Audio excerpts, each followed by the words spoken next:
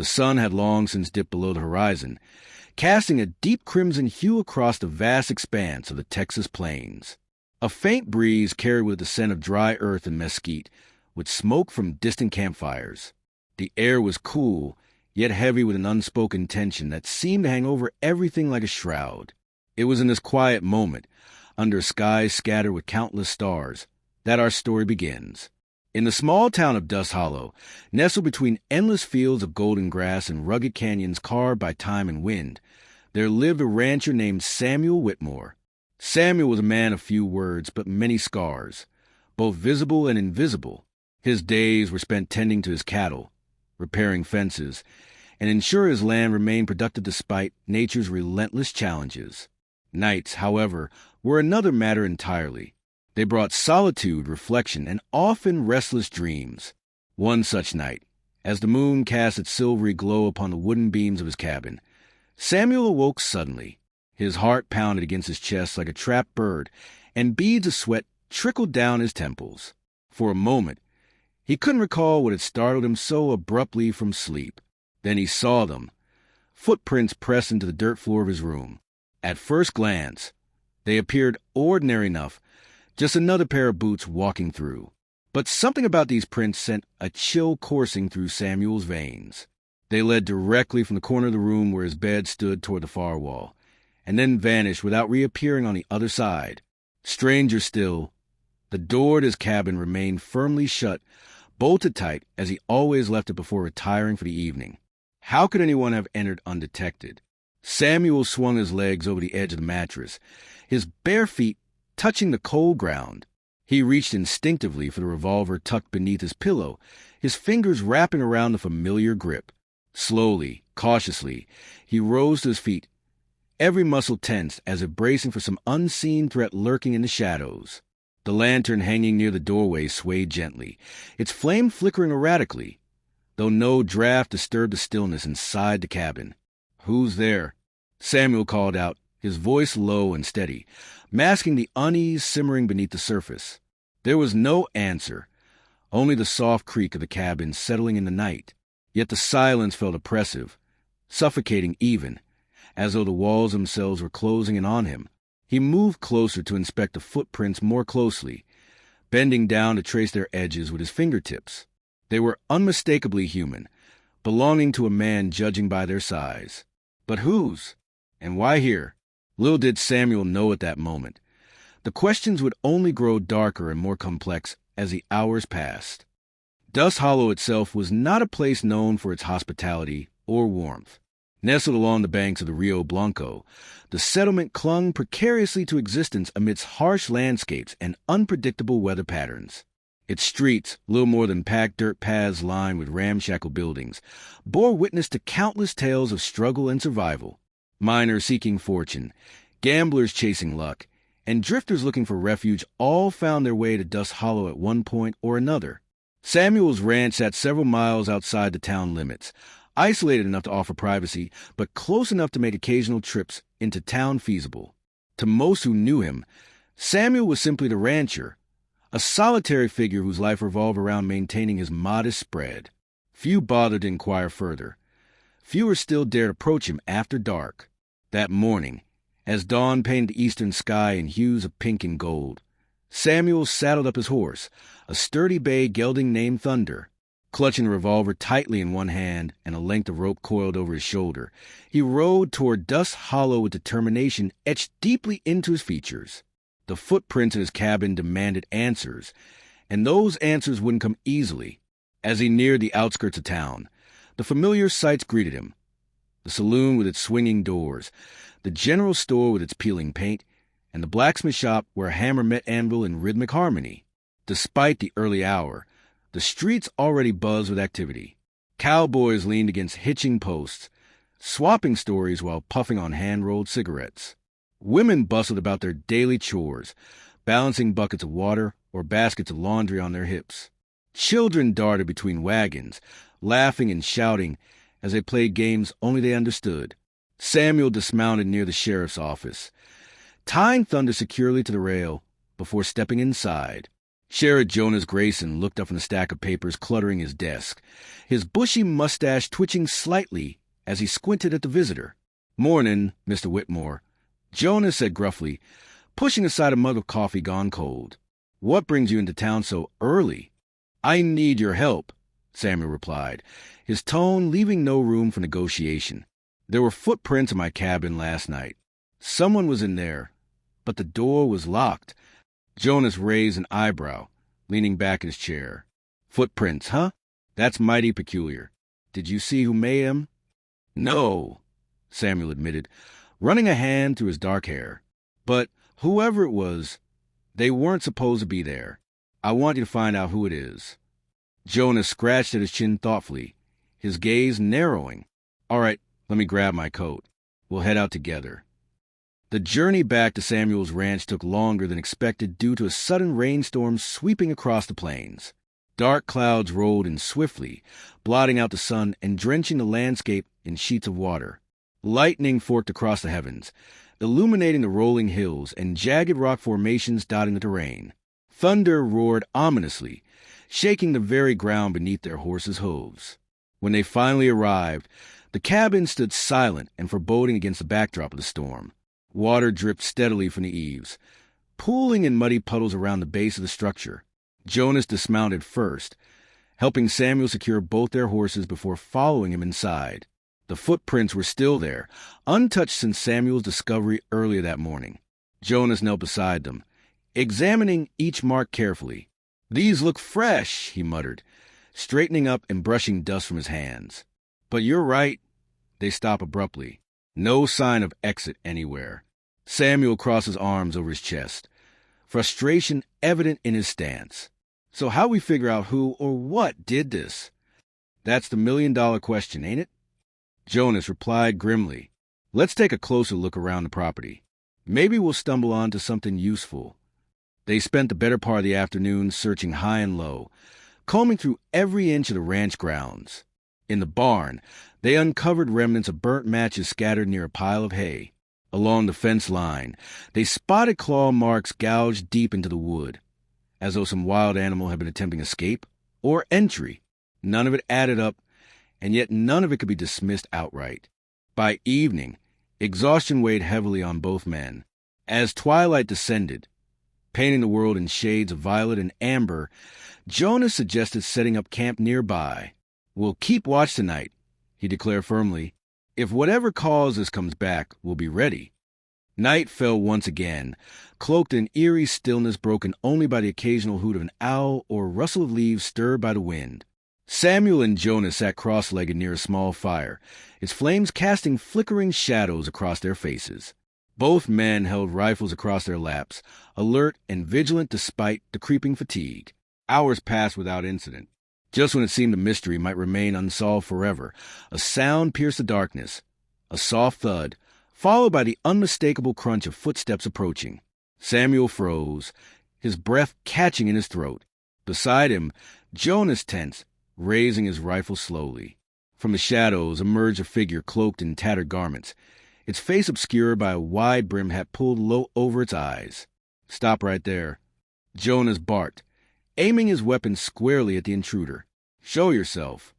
The figure hesitated, then slowly lifted its head, revealing a gaunt visage streaked with dirt and tears. It was a young woman, her once bright green eyes now dulled by despair. Her lips trembled as she spoke, her voice barely above a whisper. "Please, I didn't mean to cause trouble. I just needed shelter." Relief washed over Samuel, though confusion lingered. "Shelter? Why did you knock on the door instead of sneaking inside?" The woman lowered her gaze, shame coloring her cheeks. "Because I wasn't alone," she confessed. "There's someone else with me, someone hurt badly. I didn't want to alarm you." Before either man could respond, a second figure stumbled into view, supported by the woman's arm. This one was a man, older and frail, his body wrapped in makeshift bandages, stained crimson with dried blood. His breathing came in shallow gasps, each inhale labored and painful. "What happened to him?" Jonas asked sharply, lowering his rifle slightly, but keeping it trained on the newcomers nonetheless. "It was an accident," the woman explained hastily. We were traveling west when bandits attacked our wagon train. He saved me, but they shot him in return. We've been hiding ever since, trying to stay alive." Samuel exchanged a glance with Jonas, weighing the truthfulness of their tale against the desperation written plainly on their faces. After a moment's deliberation, he nodded toward the cabin. "Come inside. You'll freeze out here." Gratitude sparkled briefly in the woman's eyes before she helped the injured man inside. Once settled, Jonas began questioning them further, piecing together the details of their ordeal. Meanwhile, Samuel tended to the man's wounds, using supplies stored within the cabin to clean and dress the injuries as best he could. As dawn broke anew, bringing with it the promise of a new day, Samuel realized the true nature of the footprints in his room. They hadn't belonged to a thief or a trespasser. Not entirely. Instead, they represented hope, resilience, and the lengths people will go to survive. And though the mystery had been solved, Samuel couldn't shake the feeling that this encounter was merely the beginning of something far greater, a chapter in his life destined to leave an indelible mark.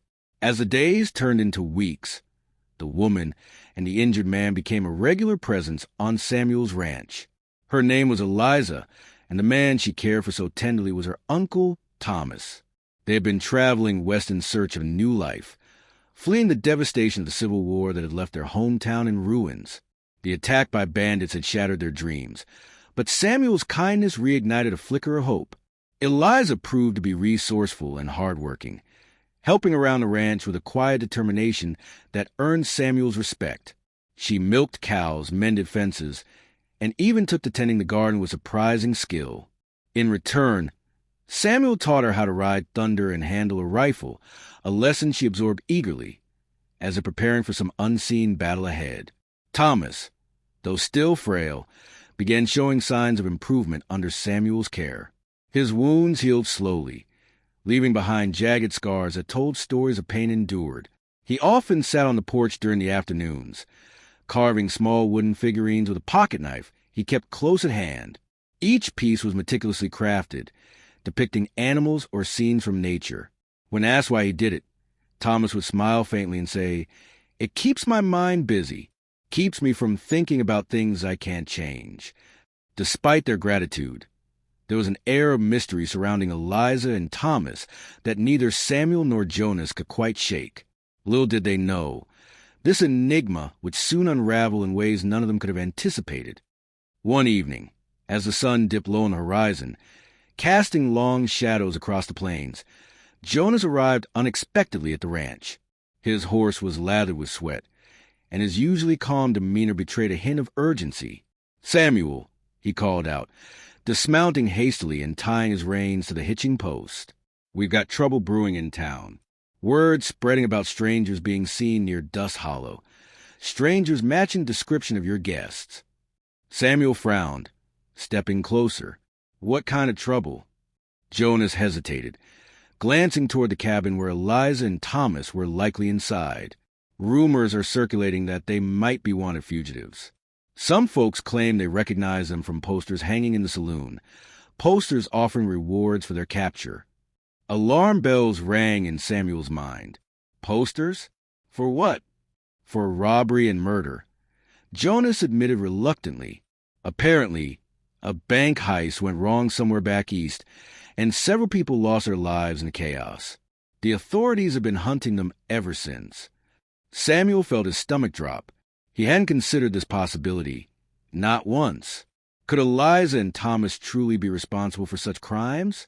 Or was this just another attempt to frame innocent victims?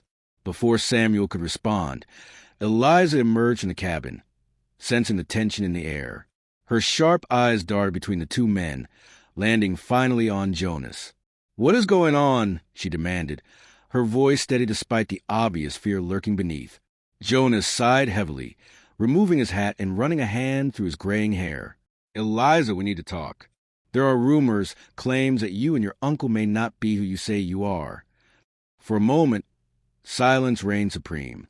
Then, slowly, Eliza nodded, as if expecting this revelation all along. "Come inside," she said softly, gesturing toward the cabin. "There's much you don't understand." One seated around the table, Lit only by the flickering glow of a single lantern, Eliza began her story. Her words flowed steadily, painting a picture far darker than any of them had imagined. "I won't deny everything," she confessed, her voice trembling slightly but resolute. "Yes, we were involved in that bank heist, but not as criminals. We were forced into it, Samuel, forced by men who threatened our lives if we refused." She paused, taking a deep breath before continuing. "Uncle Thomas used to work as a guard for a wealthy merchant family. One day, those same men approached him with a proposition. Helped him steal gold meant for Confederate soldiers, or watch his niece, the only family he had left, die at their hands. He chose us over honor, hoping we could disappear afterward and start fresh. But something went wrong," Samuel guessed aloud, his heart sinking further with each revelation. Eliza nodded, tears glistening in her eyes. The plan spiraled out of control. Guards showed up unexpectedly. Shots were fired. Innocent people died. Uncle Thomas managed to get me out, but not before one of the ringleaders recognized him. That's when the hunt began. Jonas leaned forward, resting his elbows on the table. "And these men, you remember their faces?" Eliza hesitated, then reached into her shirt and pulled out a folded piece of paper. Unfolding it carefully, she revealed crude sketches of 3 individuals. A tall, lean man with piercing blue eyes, a shorter, stockier figure with a scarred face, and a third, younger man with a cocky grin etched permanently onto his features. "These are the ones," she whispered, her voice barely audible. "They're the reason we ran. If they find us, they'll kill you," Samuel finished grimly. Eliza nodded, her gaze dropping to the floor. "That's why we hid in your cabin that night. We thought we'd found safety here. But now—" She trailed off, unable to finish the sentence. The news weighed heavily on Samuel and Jonas as they spent the rest of the night devising a plan. It was clear that staying put was no longer an option. Eliza and Thomas needed a move, far away from Dust Hollow and anyone who might recognize them. By morning, a decision had been made. Samuel agreed to escort them deeper into the wilderness, to a hidden valley he knew of where few ventured. It wasn't perfect, but it offered a chance at survival. Meanwhile, Jonas promised to spread misinformation in town, leading potential pursuers astray. As they prepared to leave, Samuel couldn't help but feel conflicted. Part of him admired Eliza's courage and resilience, while another part questioned whether harboring fugitives, even under duress, was the right thing to do. Yet, looking into her determined eyes, he knew he couldn't abandon them now. Their journey began under the cover of dusk, the horses laden with supplies, and the group moving silently through the rugged terrain. The first few days passed without incident, the landscape shifting from open plains to dense forests filled with towering pines and whispering winds. Nights were spent huddled around small fires, sharing stories and laughter that masked the underlying tension. But unbeknownst to them, danger lurked nearby. The trio sketched in Eliza's possession had not gone unnoticed. Somewhere in the shadows, the very men depicted in those drawings plotted their revenge and their pursuit. It happened on the 4th night, as they camped beside a crystal-clear stream winding its way through the mountains. Samuel had taken the first watch, sitting atop a rocky outcrop overlooking the makeshift campsite below. The moon hung full and bright in the sky, bathing the world in silvery light. Then came the sound, a faint rustling, followed by the unmistakable crunch of boots against gravel. Samuel froze, gripping his rifle tightly as he scanned the darkness. From the tree-lean emerged figures cloaked in black, their movements deliberate and calculated. Without hesitation, Samuel fired a warning shot into the air, alerting Eliza and Thomas to the threat. Chaos erupted instantly. Gunfire echoed through canyon walls, bullets whizzing past as both sides exchanged volleys. Samuel fought valiantly, using the terrain to his advantage, but the odds were stacked heavily against them. In the heat of battle, one of the attackers broke free, sprinting toward the campsite. Eliza met him head-on, wielding a knife with deadly precision. Their struggle was brief but brutal, ending with the attacker collapsing to the ground, blood pooling beneath him. When the dust settled, only 3 remained standing: Samuel, Eliza, and Thomas. The others had either fled or fallen. Breathing heavily, Samuel surveyed the damage, his mind racing with questions. Who were these men really? And why had they pursued Eliza and Thomas so relentlessly? Days later, as they reached the hidden valley Samuel had spoken of, answers began to emerge. Among the belongings left behind by the attackers was a journal, its pages filled with cryptic notes and diagrams. Upon closer inspection, Samuel realized it contained plans, not just for theft, but for betrayal. These men weren't mere criminals. They were mercenaries, hired by powerful forces seeking to exploit the chaos of post-war America. Their targets weren't random. They sought individuals possessing knowledge or skills deemed valuable, often eliminating them in the process. Eliza and Thomas, it seemed, had unknowingly become pawns in a much larger game. Their escape had disrupted plans years in the making, earning them the wrath of those pulling the strings. Faced with this new reality, Samuel made a choice that would alter the course of his life forever. Together, they vowed to fight back, not just for themselves, but for countless others caught in the crossfire of greed and corruption. And so, beneath the endless skies of the Wild West, a new chapter began. One written in courage, sacrifice, and the unyielding pursuit of justice.